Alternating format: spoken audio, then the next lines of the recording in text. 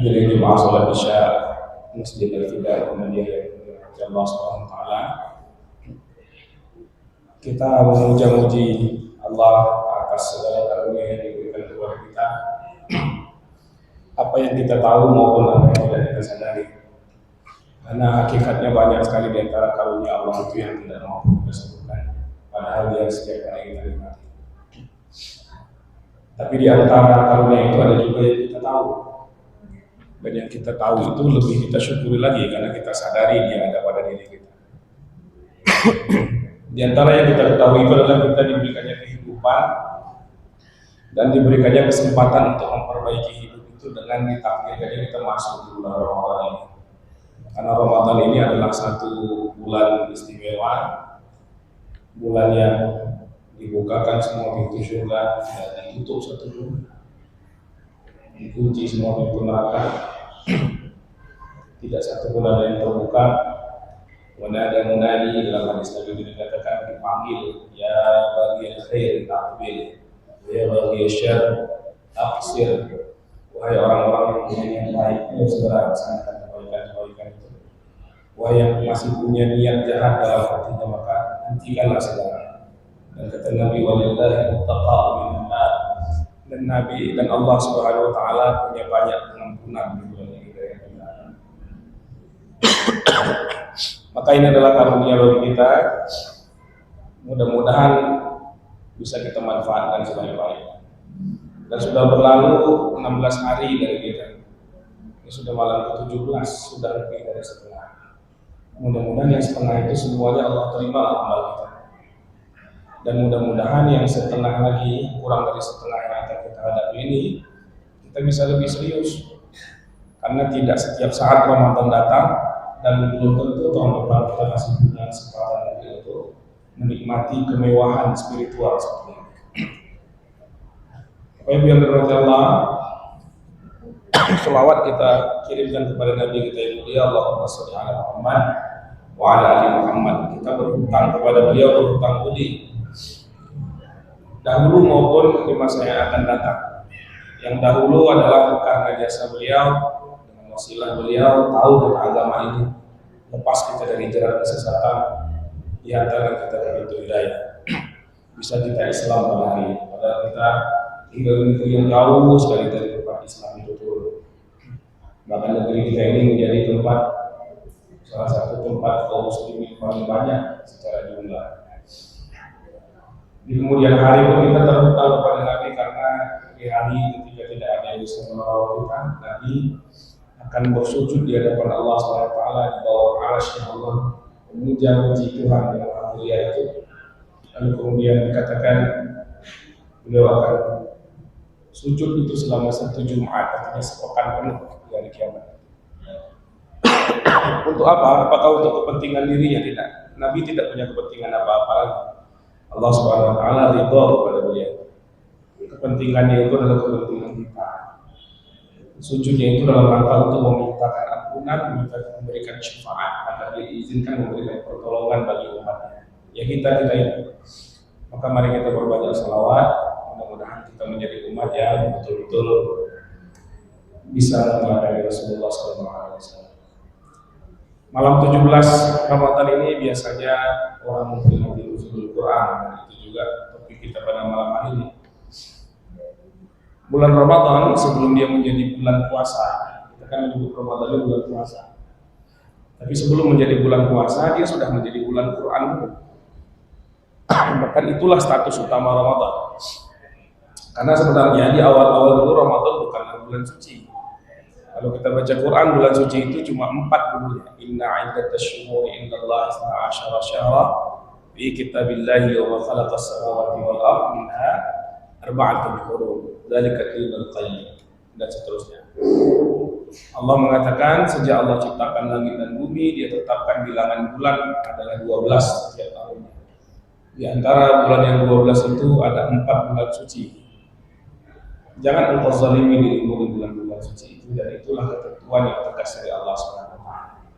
Bulan suci itu mana? Dijelaskan oleh Nabi kita sebelas, ya, 3 di antaranya bulan yang berturut-turut. Bulan Zulqa'dah, bulan Zulhijjah, dan bulan Muharram. dan satunya lagi itu bulan Rajab. Jadi Ramadan tidak disebutkan di situ. Tapi di kemudian hari diutuslah Nabi kita, diturunkanlah kepada beliau Al-Quran, dan Al-Quran itu turun di bulan Ramadan, maka Ramadan itu menjadi bulan yang lebih suci lagi. Maka disebut sebagai Sayyidus Syuhur, penghulunya segala bulan. Kenapa?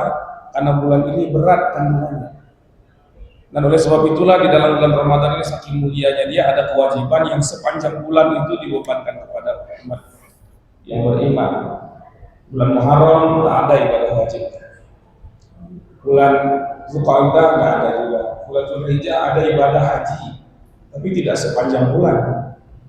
Bulan Ramadan setiap harinya itu ada kewajiban, dan itu ibadah wajib mu'ain setiap orang.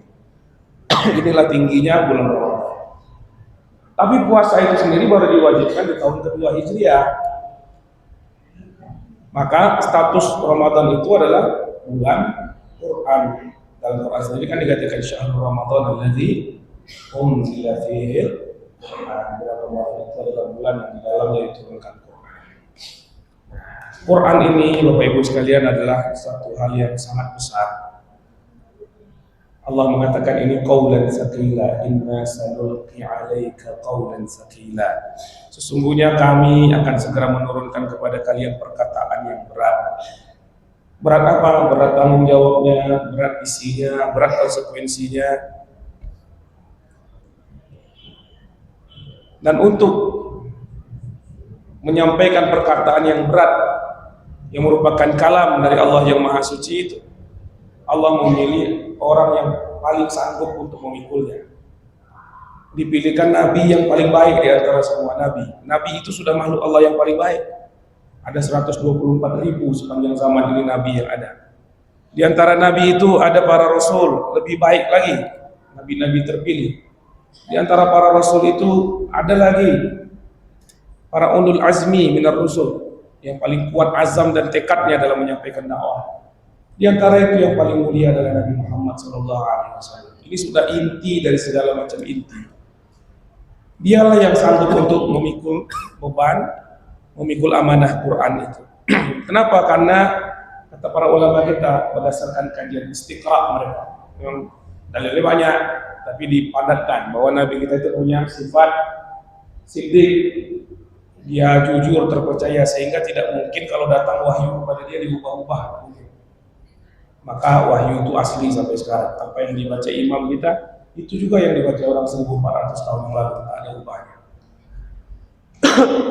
Dikatakan bahwa Nabi kita itu amanah, dia akan menyampaikan segala macam apa yang dibebankan kepadanya untuk menyampaikan Quran itu akan dia lakukan tanpa menimbang apapun resikonya. Dia amanah, bahkan sejak belum jadi Nabi lagi dia sudah bersifat al-amin, jujur, terpercaya. Dia punya sifat fatanah, kecerdasan, sehingga dia mampu menelaah makna Quran. Dia mampu menerapkan konteksnya, tidak seperti orang sekarang dapat ayat satu antam langsung, dapat ayat satu antam langsung, sehingga tanpa sadar dia mereduksi pemahaman tentang Quran, tidak mau merujuk kepada ulama yang dulu. Kita kembali saja kepada Quran dan Sunnah. Macam mana mau kembali? Ilmu tak cukup.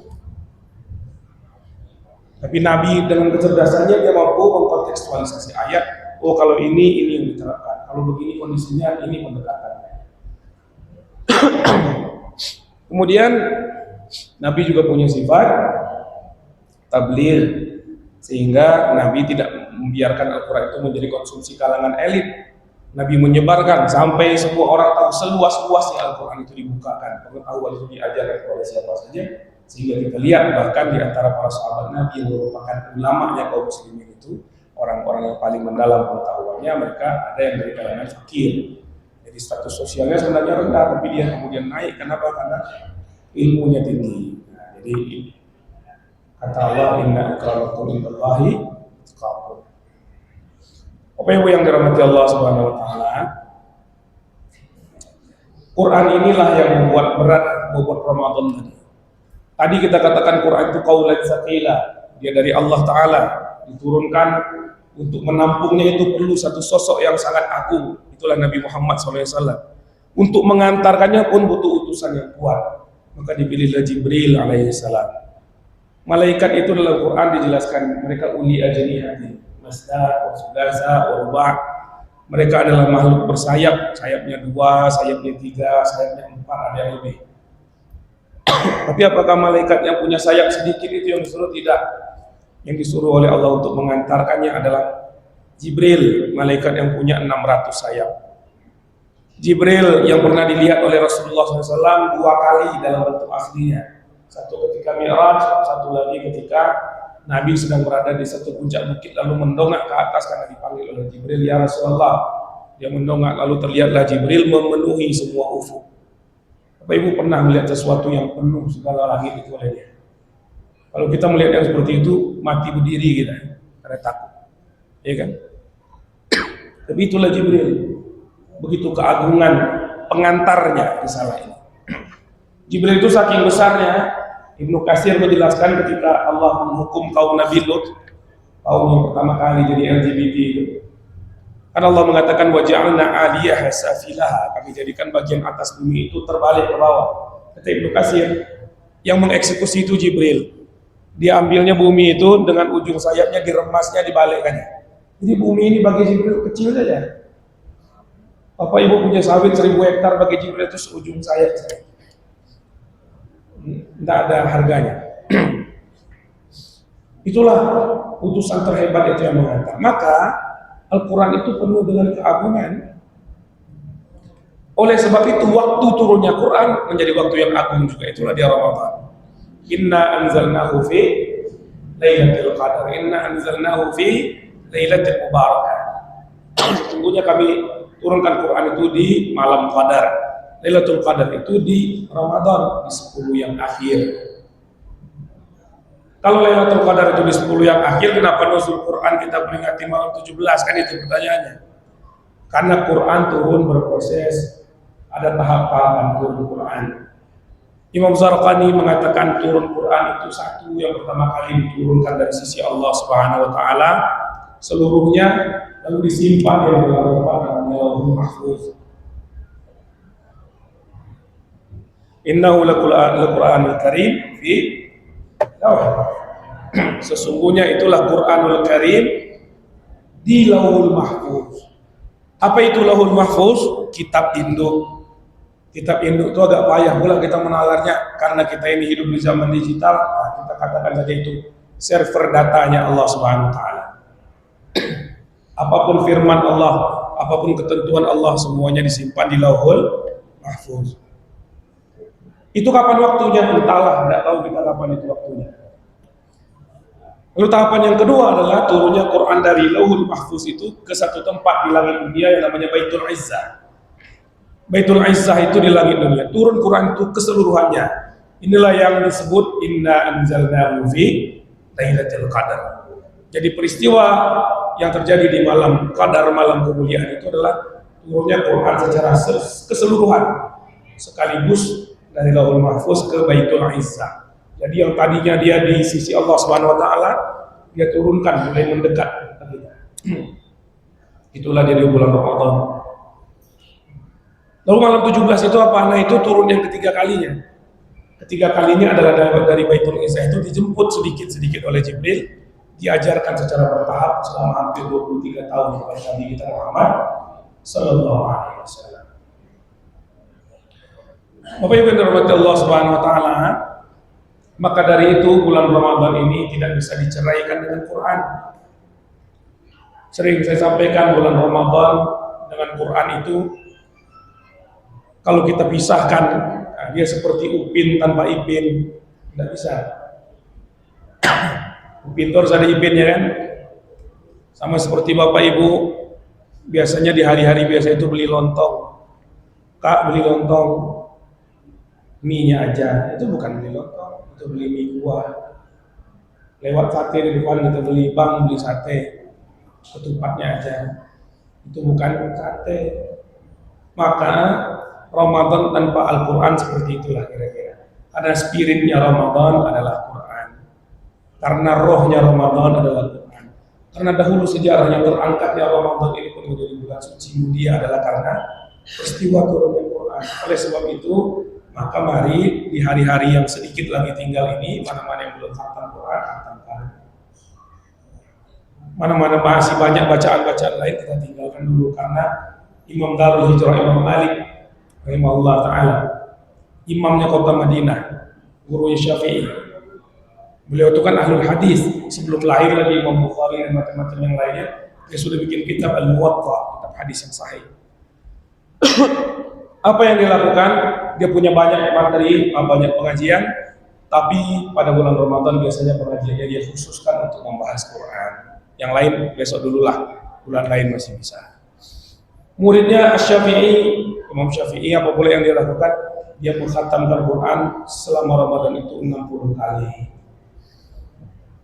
Dan begitu juga yang diteladani oleh ulama-ulama lainnya, baik ulama yang dahulu maupun yang sekarang. Maka itulah yang kita teladani, insya Allah. Tidak perlu pula kita mencoba 60 kali, karena itu agak mustahil sebenarnya bagi kita. Pernah ada ulama yang mencoba menandingi Imam Syafi'i, tapi nggak bisa. Dia lalu berkesimpulan, hadhihi khususiyah khassallahu ala Syafi'i. Ini memang khususnya Allah berikan kepada Syafi'i, karomah. Karena kadang Allah menyayangi hambanya, dia buat hambanya itu mampu melakukan ibadah di luar kemampuan orang-orang pada umumnya.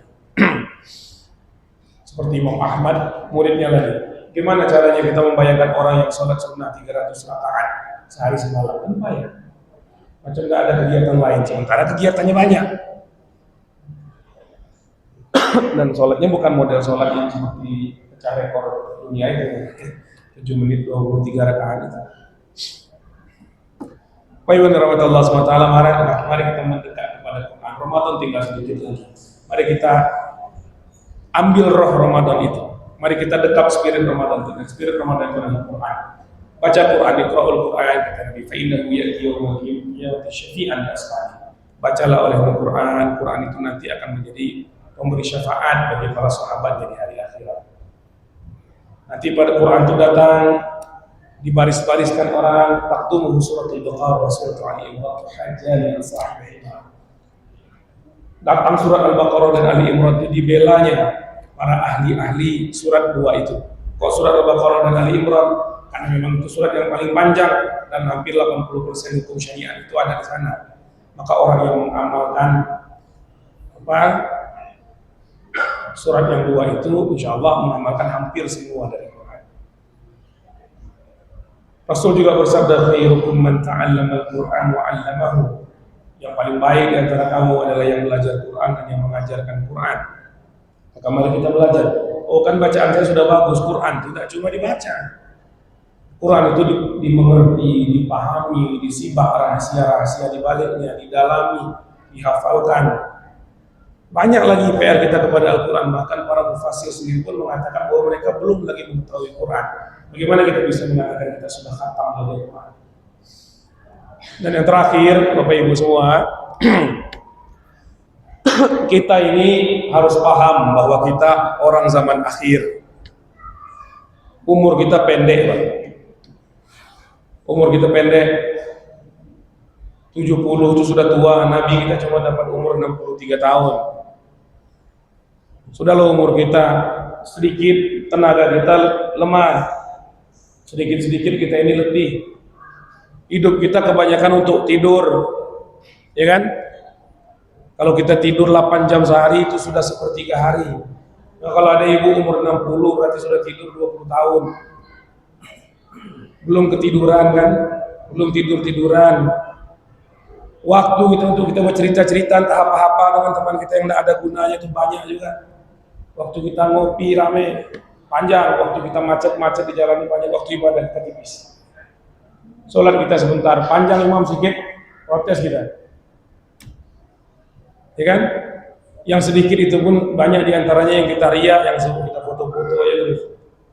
Banyak diantaranya kita tidak khusyuk, sholat saja kita lupa rakaat. Maka kita harus tahu diri, sementara dosa kita banyak.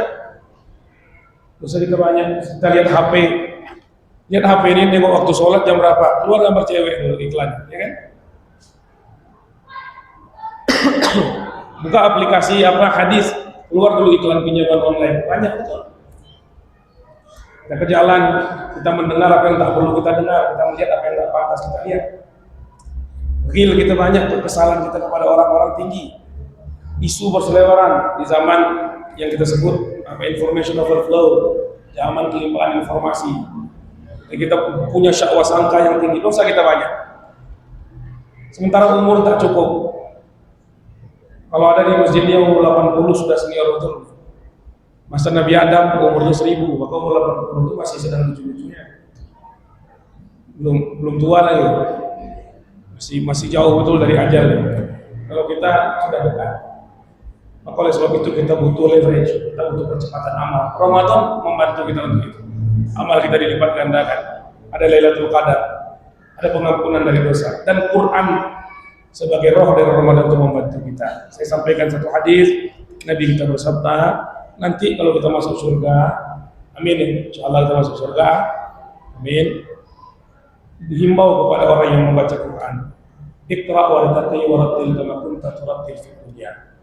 Baca dan naik, baca dan naik, baca dan naik kemana? Baca Quran itu warattil kama kunta turattil fid dunya, sebanyak engkau membaca di dunia. Seperti apa engkau membaca di dunia, baca lagi sekarang. Jadi kita disuruh dari surga itu membaca Quran sebanyak bacaan kita di dunia. 100 kali ibu khatam Quran, 100 kali pula akan mengkhatamkan di hari akhir. Dan selama kita membaca itu, kita naik terus ke surga yang lebih tinggi. Wa inna manzilataka inda akhir ayat taqra'uha. Dan manzilah engkau, tempatmu yang di surga ini nanti adalah tempat ketika bacaanmu itu stoknya habis. Tadi 100 kali khatam kan? Kita khatamkan 100 kali, berhenti. Selesailah, kita lihat surganya bukan yang tadi lagi. Ya sudah jauh lebih tinggi daripada apa yang kita pantas dapatkan sebenarnya. Nah, itulah kasih sayang Allah. Maka mari kita capai. Ingat, Ramadan tidak lama lagi, jangan buang-buang waktu. Sedikitkan bicara, banyakkan tilawah, sedikitkan aktivitas yang lain, banyakkan ibadah. Kalau dapat, kalau tidak dapat, maka mari kita maksimalkan malam-malam kita. Mari sedikitkan tidur kita, terutama nanti 10 yang akhir, insyaallah. Mudah-mudahan Allah berikan kita kekuatan, Allah berikan kita hidayah, dan Allah terima semua ibadah kita. Keluarlah kita dari Ramadan ini nanti dengan bersih dari dosa dan dengan cinta Allah. Subhanallah wa bihamdihi, asyhadu an la ilaha illa anta, astaghfiruka wa atubu ilaik. Assalamualaikum warahmatullahi wabarakatuh.